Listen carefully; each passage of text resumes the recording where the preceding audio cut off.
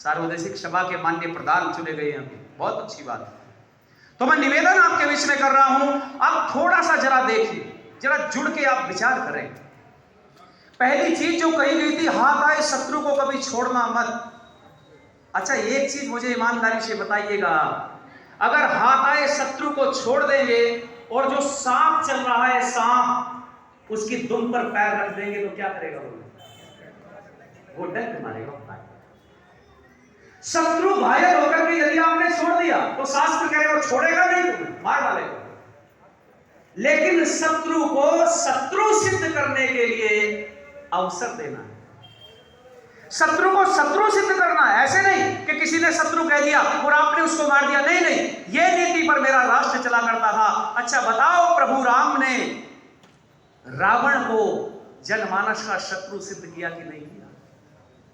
रावण को बार बार समझाया, कहा कि अभी भी छोड़ दे। कितने सारे दूत भेजे कि तू एक स्त्री का अपहरण कर रहा है, और स्त्री का अपहरण करना शास्त्रों में जघन्य अपराध है। एक निर्दोष नारी का तूने अपहरण किया है। बार बार नहीं माना, फिर दूसरे को भेजा, अंगद को भेजा, हनुमान को भेजा, सबको भेजा, जनता के सामने, दुनिया के सामने सिद्ध किया कि ये दुष्ट है। और जब दुष्ट का पता चल गया तो मिट्टी में मिला दिया, छोड़ा नहीं। हाथ आई शत्रु को छोड़ा नहीं। एक मेरा और दूसरा राजा, आपका राजा, पूरे आर्यवर्त का राजा, हम सनातनियों का राजा, और राजा के साथ साथ ऋषि भी हुआ। इतना बड़ा विद्वान दुनिया में, जिसके पास केवल एक शस्त्र था और किसी के पास नहीं था, सुदर्शन चक्र। कौन थे? भगवान योगीराज कृष्ण। और आप जानते हैं कृष्ण की नीति यही थी, कृष्ण दुष्ट की दुष्टता पहले सिद्ध करते थे और उसके बाद उसको दंड देते। देखिए राजाओं की नीतियां कैसी थी, दुष्ट की दुष्टता सिद्ध करते हैं। शिशुपाल को मारा तो दुष्टता सिद्ध की कि नहीं? सिद्ध किया कि बार बार अब शब्दों का प्रयोग कर रहा है, गालियां दे रहा है, दुष्ट है, ये शत्रु है जनमानस का, ये शत्रु है जनता का। अच्छा देखिए, जरासंध सैकड़ों राजाओं को बंदी बना दिया। जरासंध ने सैकड़ों राजाओं को अपनी जेल में डाल रखा था। आप मानो विचार करके देखो, कंस ने सैकड़ों राजाओं को अपनी जेल में डाल रखा था, उन सबको दुष्ट सिद्ध किया। और उसके बाद में हाथ में आए तो गर्दन काटने में भी लेश मात्र बोलो विजय सिद्ध किया पहले।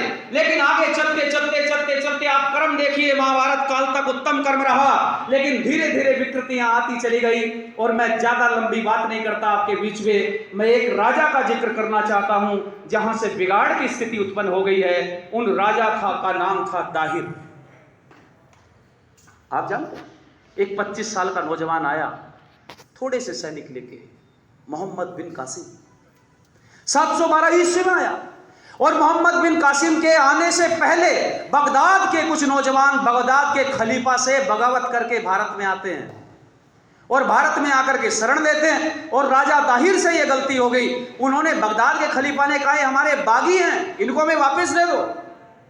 लेकिन दाहिर ने कहा नहीं नहीं, जो हमारी शरण में आ गया है हम उनको माफ करेंगे, राज्य में संरक्षण देंगे। उनको पाला परोसा गया, उन्होंने ईमानदारी से थोड़े दिन काम किया, वो सेना में भर्ती हो गए, बड़े बड़े पदों पर बैठ गए। संकेत भेज दिया गया, मोहम्मद बिन कासिम आओ हमला करो। 25 साल का नौजवान थोड़े से सैनिक लेके आया और राजा दाहिर को बंदी, राजा दाहिर को बंदी बना। आज भी यही चल रहा है, आज भी यही स्थितियां बन रही है सनातनियों तुम्हारे साथ, कि लोग आ रहे हैं, विश्वास पात्र बन रहे हैं, मीठी मीठी बातें कर रहे हैं, 100 रुपए का काम 20 रुपए में करके जा रहे हैं, और तुम 80 रुपए के लालच में सब कुछ गवा रहे हो, 80,000 का सामान गवा रहे। ये आपके साथ हो रहा है। मैं अधिक शहर में कुछ करने का जज्बा है। आज मैं बधाई देता हूँ आर्य समाज प्रेमनगर की पूरी टीम को। एक जो पौधा, एक छोटा सा पौधा जो ये प्रेमनगर आर्य समाज का लगा था, जो माँ श्री राम शरण आर्य जी, श्री केवल राम कुकरेजा जी, श्री शमशेर शास्त्री जी, हमारे कुरुक्षेत्र से जो सांसद रहे हैं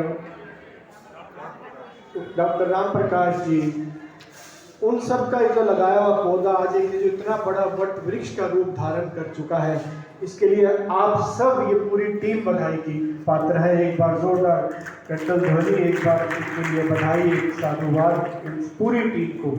चाहे वो पुरुष वर्ग है, चाहे वो मेरी बहनें हैं यहाँ पर इस तरफ, आप सब ने बहुत सुंदर कार्य किया कर रहे हैं। हमारा पूर्ण सहयोग आपके साथ है और आगे भी रहेगा।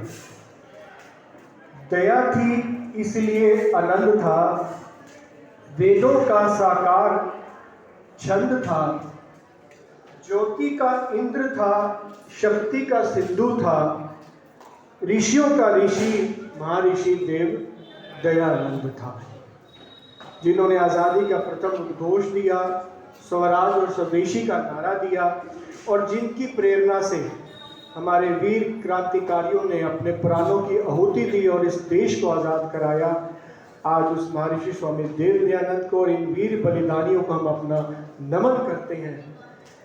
अगर हम इनको नमन नहीं करेंगे, इनको याद नहीं करेंगे, तो हम इस आज़ादी को कायम भी नहीं रख सकेंगे, क्योंकि इनको याद करने से ही हमें इस बात का एहसास होगा, हमारी आने वाली पीढ़ी को इस बात का एहसास होगा, हमारे बच्चों को इस बात का एहसास होगा कि ये आज़ादी खैरात में नहीं मिली है। इसके लिए कितनी कुर्बानियाँ दी गई, कितनी माँओं ने अपने लालों को खोया, अपने बच्चों को खोया, कितनी बहनों ने अपने भाइयों को खोया है। आंखें नम हो जाती हैं जब हमारे बड़े बुजुर्ग उन घटनाओं को बताते हैं जो हमारे इन बुजुर्गों ने देखी हैं। जब मेरी माता जी बताती हैं कैसे वो पाकिस्तान से आई थी, रोंगटे खड़े हो जाते हैं। तो ये आज़ादी जो हमें प्राप्त हुई है इतनी कुर्बानियों से, इसको कायम रखना भी तो हमारा कर्तव्य है। आने वाला समय बहुत कठिन समय है, आप मेरी बात को गांठ बांध लीजिए।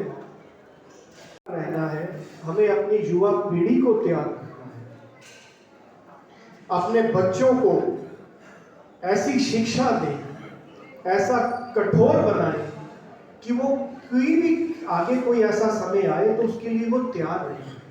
अपने बच्चों को एसियों से निकालिए, उनको तप कराइए, उनको परिषद के वीर दल के शिविरों में भेजिए। हमारा कर्तव्य बनता है हम हमारे बच्चों को ऐसे शिविरों में एक बार तो जीवन में जरूर भेजें, उनको शिक्षा ग्रहण कराएं। उनको आरओ के पानी पिलाने बंद कर दो। ये आरओ के पानी पी पी के बच्चे क्या बन गए हैं। आप एक बार बाहर ले जाओ घुमाने कहीं और नलके का पानी पिला दो, लो ना बीमार हो जाए। इम्यूनिटी नहीं है। मिक्स ठीक है, उबाल के पिला दो, उनको ऐसा बनाओ, उसमें पानी मिक्स कठोर बनाओ। आज मैं अपने ट्यूबवेल पे जाता हूँ, खेत पे जाता हूँ, ट्यूबवेल का पानी सीधा पी लेता हूँ। क्यों? क्योंकि हमने शरीर को ऐसा बनाया है अपना। बच्चे को मिट्टी में नहीं खेलने देते हम अपने। हाय बेटा गिर गया मिट्टी में, मिट्टी तो नहीं लगी, झट झाड़ने लग जाएंगे उसको। कहाँ से आएगी इम्यूनिटी इनमें बच्चों में? कहाँ से तैयार होगी हमारे क्रांतिकारी? अब चाहते हैं भगत सिंह पैदा तो हो, मेरे घर में ना हो, पड़ोसी के घर में हो। बच्चों को आर्य समाजों में लेके आओ। देखिए इनको आप जब वो बड़े हो जाते हैं 10वीं 11वीं में, फिर कहते हैं चलो समाज में, चलो हमारे साथ। कैसे जाएंगे समाज में? लाने की उम्र में तो लाए नहीं। ये बच्चे आए हुए हैं, ये अनंत सिंह जी हमारे उदाहरण बैठे हैं यहाँ पे, अपने पोते पोतियों को सबको साथ लेके उंगली पकड़ के समाज में लाते हैं। आज इनकी छोटी सी पोती भी बैठी है, ताड़ी बजा रही थी भजन में।